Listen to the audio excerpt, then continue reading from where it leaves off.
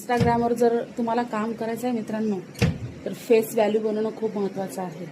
आणि दुसरी गोष्ट, रील जर तुम्ही करत असाल किंवा कुठलं काही दाखवत असाल तर मोबाईल तर आहेच, पण कधी किचनमध्ये काम करताना जर काही दाखवायचं असेल तर ही स्टँडी आहे. ही फक्त 150 रुपयाच्या आसपास काहीतरी मिळते. मला 3 वर्ष झाली हे घेऊन. आणि त्याच्यानंतर माईक घ्यायची गरज नाही, मोबाईलचा माईक खूप छान आहे, तर याने आवाज एकदम क्लिअर कट येतो. आणि त्याच्यानंतर एका दिवसामध्ये तुम्ही 1, 2, 3 रील्स अपलोड करू शकता.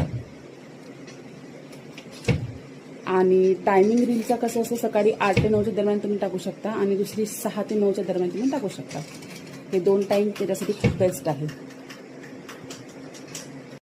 काय मग कशा आहात? ओपन केलं का तुम्ही इन्स्टा आयडी, यूट्यूब चॅनल आणि फेसबुक, हे तिन्ही तुम्ही ओपन केलं का? हे तिन्ही तुम्ही जोपर्यंत ओपन करणार नाही तोपर्यंत आपली ग्रोथ कशी काय होणार?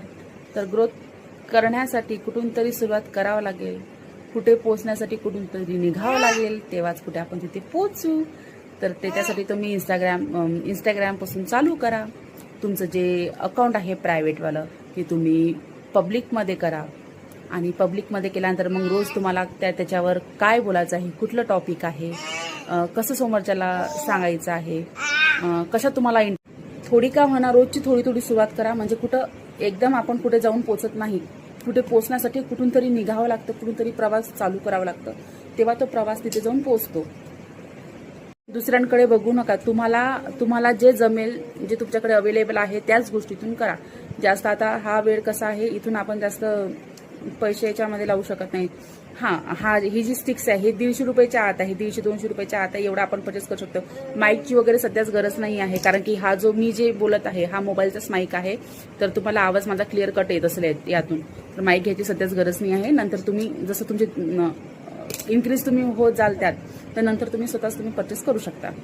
त्यातलं तुम्हाला काय येते ते महत्त्वाचं आहे आणि तुम्हाला काय दाखवायचं आहे, त्या भाषेमध्ये बोलता येते. तुम्हाला जी लँग्वेज तुमची कम्फर्टेबल आहे, तुम्ही ज्याच्यामध्ये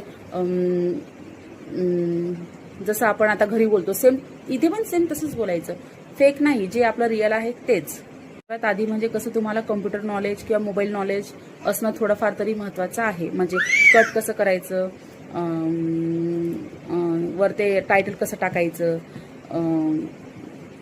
त्याच्यानंतर मध्ये जर मेम्स येतात ते कसे लावायचे, तर हे सगळं तुम्हाला आलं पाहिजे करता. एकदम नाही जमेल, हळूहळू जर तुम्ही ट्राय कराल तर नक्की एक दिवस डेफिनेटली जमेल.